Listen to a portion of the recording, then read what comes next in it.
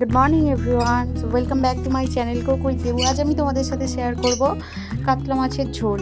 তো মাছগুলো ভেজে নিয়েছি, সেই তেলেই আমি ফোড়ন দিয়ে দেবো, তেজপাতা, লঙ্কা আর পাঁচফোড়ন। তো আলুগুলো দিয়ে ভালো করে, আলুগুলো নুন হলুদ দিয়ে ভালো করে লাল লাল করে ভেজে নেব।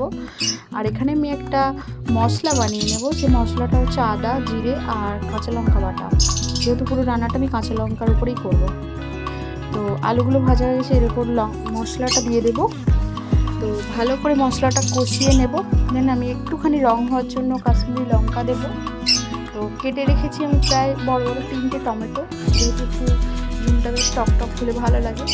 তো টমেটোগুলো দেওয়ার পর দেখেছি এখানে সেদ্ধ হয়ে গেছে প্রায়। তো ভালো করে এটা কষিয়ে নেওয়ার পর জল দিয়ে দেবো। জলটা একটু বেশি করে দেবো, যেহেতু পাতলা ঝোল হবে। তো জলটা আমি এখানে ভালো করে সব কিছুগুলো সেদ্ধ করে নেবো, ফুটিয়ে নেবো।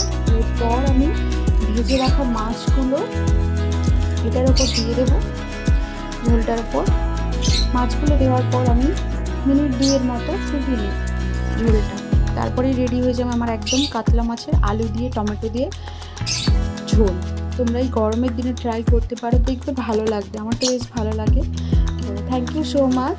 যদি আমার রেসিপিটি তোমাদের ভালো লেগে থাকে তো অবশ্যই আমাকে একটি like and subscribe and share করবে। অবশ্যই কমেন্ট করতে ভুলো না।